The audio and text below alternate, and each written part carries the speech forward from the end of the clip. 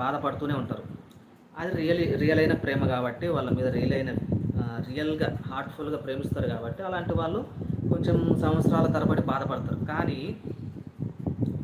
ఇప్పుడున్న సమాజంలో చాలామంది ఎవరు అంత డేర్ చేసుకోరు. తన కొడుకు 18 సంవత్సరాల కొడుకు అంటే చేతికి అంది వచ్చినటువంటి కొడుకు చనిపోతే ఆ చనిపోయిన వ్యక్తి ఏ విధంగా చనిపోయినాడు అనేది కూడా ఇంతవరకు తెలియకుండా తెలుసుకోవాలనే ఇంట్రెస్ట్ కూడా పోలీసు వాళ్ళకి లేదు. ఆ పోలీసు వాళ్ళు కూడా ఇంతవరకు చేయలేదంటే ఎస్పీ దగ్గరికి పోయినరు.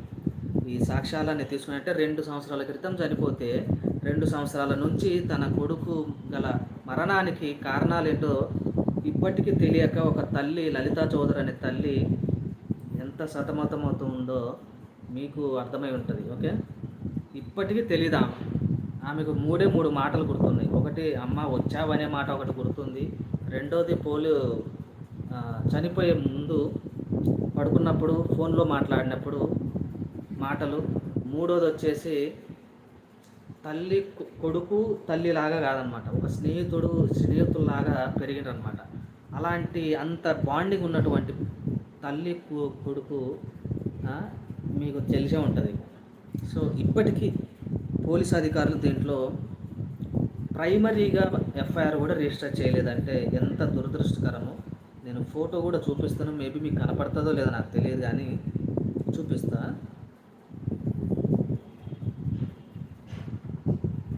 ఆవిడ తల్లి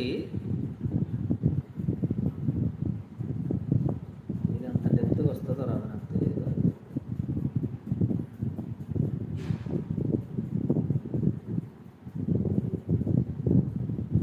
సో ఈ కేసే కదండి, ఇట్లా చాలా కేసులు ఉన్నాయి. చాలామంది చాలా కేసులలో ఒక వ్యక్తి చనిపోతే ఆ వ్యక్తి ఏ విధంగా చనిపోయినాడు అనేది పోలీసు వాళ్ళు కనిపెడతారు. కానీ దానికంటే ముందు నువ్వు అంటే మీ ఇంట్లో వాళ్ళు కావచ్చు, మీరు కావచ్చు, మీలో ధైర్యం తెచ్చుకొని తిరగండి. మొన్న ఒక వ్యక్తి చెప్పిండు, హైదరాబాద్లో ఒక హైకోర్టు లాయర్ చెప్తాడు ఏమంటే, ముందు మీరు ఒకటి గుర్తుపెట్టుకోండి, ఏ పోలీస్ అధికారికే కానీ, ఏ పోలీస్ వ్యవస్థకే కానీ, ఏ ఉన్నత అధికారికైనా కానీ ఫస్ట్ మీరు చేయాల్సింది మొట్టమొదటిగా మీలో మీరు భయపడకండి. మీలో మీరు భయపడితే, ఎప్పుడైతే మీరు భయపడతారో మీ కేసు మీరు ఓడిపోయినట్టే. మీరు బ్లైండ్గా గుర్తుపెట్టుకోండి. అంటే గుడ్డిగా కావచ్చు, మొండిగా కావచ్చు, మొర్రటోడుగా అంటాడు కదా, ఆ విధంగా గుర్తుపెట్టుకోండి. మనం ఒక సమస్యలో ఉన్నాము అంటే, మనకు ఒక సమస్య వచ్చింది అంటే దాన్ని బ్లైండ్గా మైండ్లో ఫిక్స్ చేసుకొని దాన్ని ఏ విధంగా ఎదుర్కోవాలి, ఏ విధంగా సమస్యను పరిష్కరించాలి అని మాత్రమే అట్లా ఆలోచించండి. అంతేగాని సమస్య వచ్చింది కదా అని కుంగిపోవటము, మానసికంగా భోజనం కూడా తినకుండా అలాగే ఉండిపోవడం అనేది అది చాలా అంటే మనల్ని అసమర్థతను, మనలో ఉండే ధైర్యాన్ని కావచ్చు, మనలో ఉండే శక్తిని కావచ్చు, మనలో ఉండే బలాన్ని కావచ్చు, ఇవన్నిటిని తగ్గిస్తుంది అన్నమాట. సో పాజిటివ్నెస్ అనేది ఉండాలి ఖచ్చితంగా గుర్తుపెట్టుకోండి. ఫస్ట్ ఒక పోలీస్ అధికారి మీ దగ్గరికి వచ్చిన, ఒక ఉన్నత అధికారి మీ దగ్గరికి వచ్చిన ఫస్ట్ ఒకటి గుర్తుపెట్టుకోండి, రెండు ఉంటాయి. ఒకటి బెయిలబుల్, 2 నాన్ బెయిలబుల్. బెయిలబుల్ అంటే స్టేషన్లోనే బెయిల్ ఇచ్చి పంపించేస్తాడు.